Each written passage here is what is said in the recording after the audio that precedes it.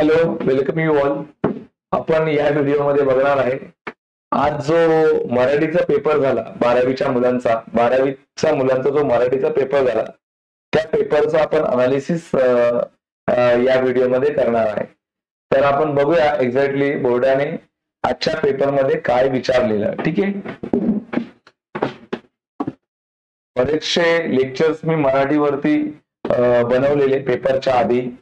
सगळं ग्रामरचा विषय आपण कव्हर केलेला, त्यानंतर मग रसग्रहण कसं लिहायचं ते कव्हर केलेलं, त्याचबरोबर पेपरचा टाइम मॅनेजमेंट कसा करायला पाहिजे ते देखील कव्हर केलेलं.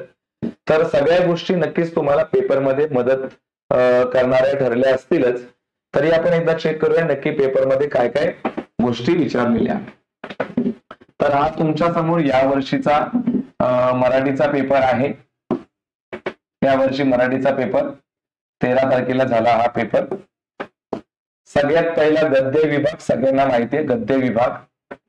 तर गद्य विभागामध्ये हे जे प्रश्न आलेले, कारणे लिहा. अनेक अपघात होतात कारण, अस्वाभाविक वेग कमी करावा कारण, विधाने पूर्ण करा, या दोन्ही आकलन कृती आहेत ज्याचं उत्तर तुम्हाला या पॅसेज मध्ये मिळणार होतं.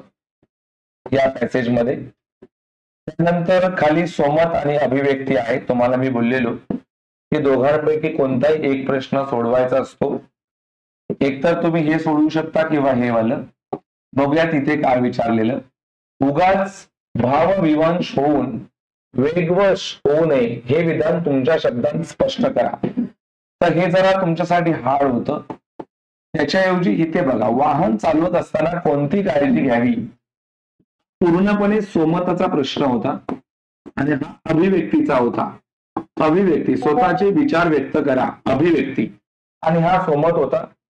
माझी पूर्णपणे खात्री आहे की बऱ्याचशा मुलांनी, बऱ्याचशा काय 99% मुलांनी हा प्रश्न लिहिला असेल आणि सगळ्या मुलांनी अतिशय योग्य पद्धतीने लिहिला असेल. पुढचा प्रश्न आपण बघूया. हे बघा, खालील उत्तराच्या आधारे उत्तरे लिहा. उत्तरे लिहा. लेखकाला दातदुखीचा संशय येण्यामागचे कारण लिहा. ऑब्विसली पॅसेज मध्ये मिळणार. लेखकाच्या दृष्टीने परशा विचारत असलेल्या उर्मट सवाल लिहा. तो पण पॅसेज मध्ये असेल. परशा पहिलवानाची 2 वैशिष्ट्य पॅसेज मध्ये. खूप सिंपल प्रश्न होते हे. बघूया आपण अभिव्यक्ती आणि स्वमत मध्ये काय विचारले. परशाचे व्यक्तिचित्र तुमच्या शब्दांमध्ये लिहा. तर तुम्हाला माहिती आहे हा अभिव्यक्तीचा प्रश्न आहे. हा अभिव्यक्तीचा प्रश्न आहे. आणि दातदुखीच्या अनुभवाचे वर्णन, मला वाटतं हे मी पेपर पॅटर्न समजवताना हा क्वेश्चन बोललेलो. तर हा आलेला आहे दातदुखीच्या अनुभवाचे वर्णन. पूर्णपणे स्वमत आहे. हे तुम्हाला तुमच्या शब्दांमध्ये सांगायचं होतं. खूप सोपं आहे. मला वाटतं आतापर्यंत अशी कोणती मुलं नसतील की त्यांना दातदुखीच्या समस्या जाणवल्या नसतील. आणि दुसरी गोष्ट, आपल्या आजूबाजूचे म्हणा किंवा आपल्या घरात कोणाला तरी दातदुखीच्या समस्यांचा सामना करावा लागतो. मग त्यांना काय काय त्रास होतो त्याचा अनुभव आपल्या सगळ्यांना आहेच. तर सोपा प्रश्न होता तो आणि मला वाटतं सगळ्यांनी हा प्रश्न अटेंड केला असेल. पुढची गोष्ट अजून काय विचारलेलं. आता हा अकथित उतारा असतो. एका वाक्यात उत्तर लिहा. खऱ्या मित्राचा धर्म कसा नसावा ते लिहा पॅसेज मधून. सूर्याला मित्र का म्हणतात ते विशद करा. ते पण पॅसेज मधून. त्यानंतर विचारलेला आहे प्रश्न पुढे, खऱ्या मित्राची गुणवैशिष्ट्य लिहा. हे देखील पॅसेज मधून लिहायचं असतं. तुम्हाला मी ऑलरेडी पेपर पॅटर्न समजवताना सांगितलेलं की या पॅसेज मध्ये तुम्हाला पर्सनल रिस्पॉन्स हा प्रकार नसतो. तर तुम्हाला या दोन्ही प्रश्नांची उत्तरं पॅसेज मध्ये मिळाली असतील. आता मी उत्तरं शोधून दाखवली असती पण व्हिडिओ जास्त लांबलचक बनेल म्हणून आपण फक्त एक ओव्हरव्ह्यू बघतोय की एक्झॅक्टली पेपर कसा आलेला. आता एका शब्दात उत्तर लिहा. कवीच्या सवे गीतांपरी राहणारी कोण. कवीच्या गळा ज्याला लागला ते कोण. खालील अर्थाच्या ओळी शोधून लिहायच्या होत्या फक्त. माझ्या प्रकाशमान होण्याचा सोहळा माझ्यासाठी नाही याच्या ओळी शोधून लिहायच्या होत्या फक्त, बस. आणि इथे आहे अभिव्यक्ती. सुख आणि दुःख याविषयी तुमच्या भावना स्वतःच्या शब्दांमध्ये लिहा. अभिव्यक्ती पूर्णपणे तुम्ही थोडा कवितेचा आणि जास्तीत जास्त तुम्ही स्वतःच्या मताचा या ठिकाणी वापर करून हे उत्तर लिहायचं होतं. तर सुख याबद्दल तुमचे काय विचार आहेत आणि दुःख याबद्दल तुमचे काय विचार आहेत तेच या ठिकाणी मांडायचे होते. त्याचबरोबर तुम्ही बघताय अजून काय विचारलेलं, खालील ओळींचा अर्थ लिहा. तर ह्या ओळी दिलेत आणि तुम्हाला याचा अर्थ लिहायचा होता. मी कालही तुम्हाला समजवलेलं की आधी तुम्हाला प्रस्तावना लिहायची होती आणि मग त्या ओळींचा अर्थ लिहायचा होता. 2 पॅरेग्राफमध्ये तुम्हाला हे उत्तर लिहायचं होतं. त्यानंतर त्यांनी विचारलेलं आहे बघा, काव्य सौंदर्य आणि रसग्रहण.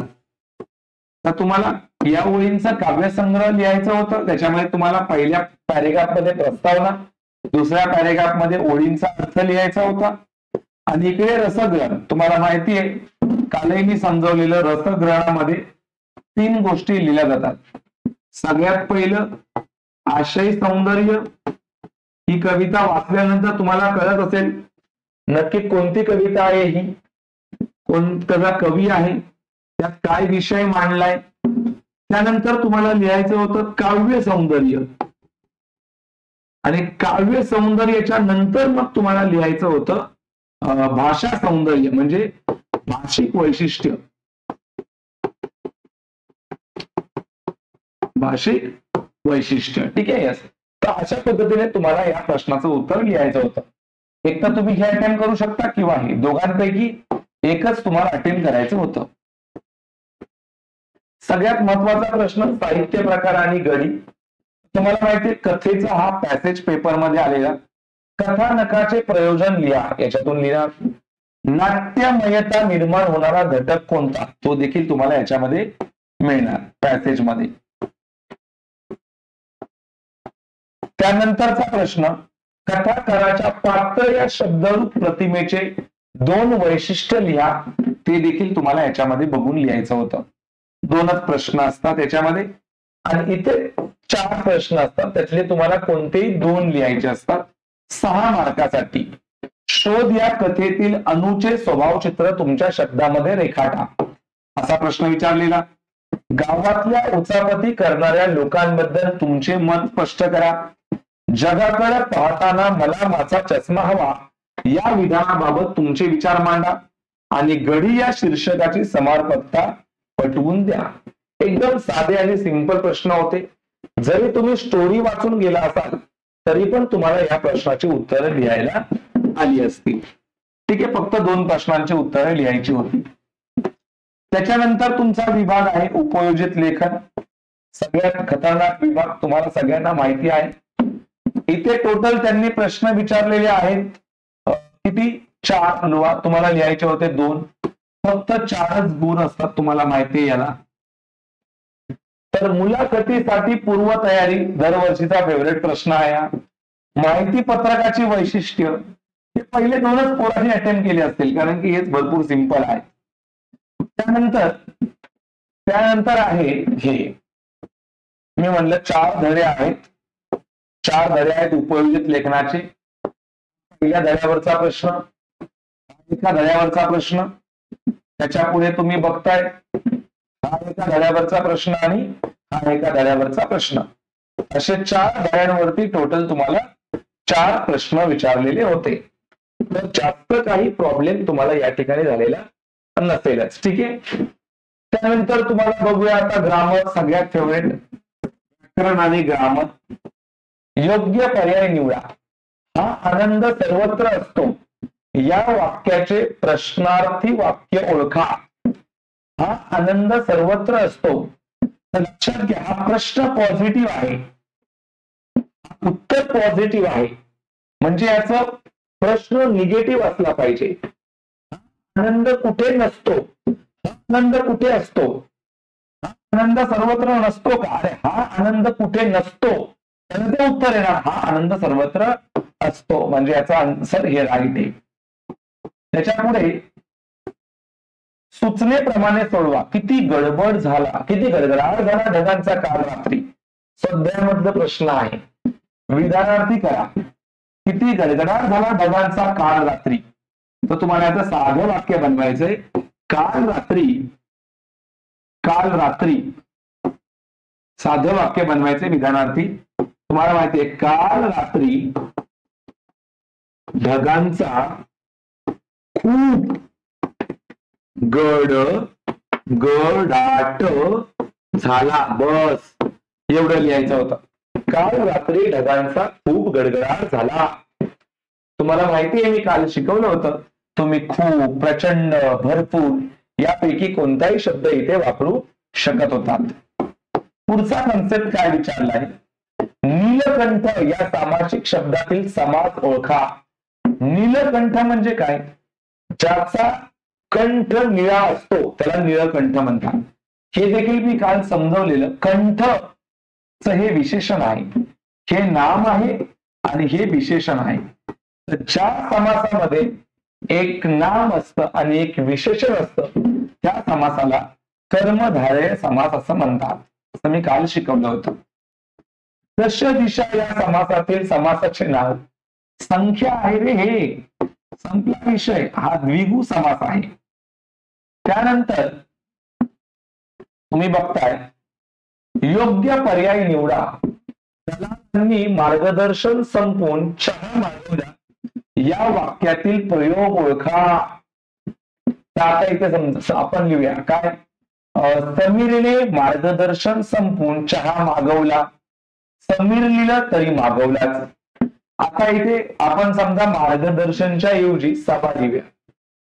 दलालांनी सभा संपवून चहा मागवला म्हणजे कर्ता बदलला तरी काय नाही येत आणि कर्म बदललं तरी पण काही बदल होत नाही. हा, इथे जर तुम्ही बदललं तर होईल. जसं की चहावरती क्रिया झालेली आहे, चहावरती क्रिया झालेली आहे. दलालांनी मार्गदर्शन संपवून खीर मागवली असं येईल. मग इथे कर्म जर बदललं, कर्म बदललं तर मात्र क्रियापद बदलतंय म्हणजे हा कर्मणी प्रयोग आहे. पुढे कर्तरी प्रयोग असलेले वाक्य ओळखा. कर्तरी प्रयोग. आता श्वेता गाणे म्हणते, कर्तरी म्हणजे कर्म बदलायचे तुम्हाला. आता इथे लिहिलं आपण समजा, लिहिलं इथे आपण पोवाडा. श्वेता पोवाडा म्हणते म्हणजे इथे कर्म बदलल्याने काही फरक पडत नाही. चालकाने वेगाला आवरावे. आता वेगाला इथे आपण काहीतरी लिहूया. चालकाने स्वतःला आवरावे, काही फरक नाही पडत. समीरेने बक्षीस मिळवली. हा, इथे बघा हे वाक्य आहे पुस्तकातलं. इथे बक्षिसे जर केलं आपण, बक्षिसे कर्म बदललं तर मात्र हे बदलणार आहे. म्हणजे हे तुमचा आन्सर आहे. समीरने बक्षिसे मिळवले नसतं, समीरने बक्षिसे मिळवली असतं. त्यानंतर आहे योग्य पर्याय निवडा. वरील वाक्यातील अलंकार ओळखून लिहा. फुल गळे, फळ गोड जाहले, बीज मुरे, डोलांत तरुड उरे, तेज जळे, बघ ज्योत पाजळे, का मारणी आमरता हीन खरी.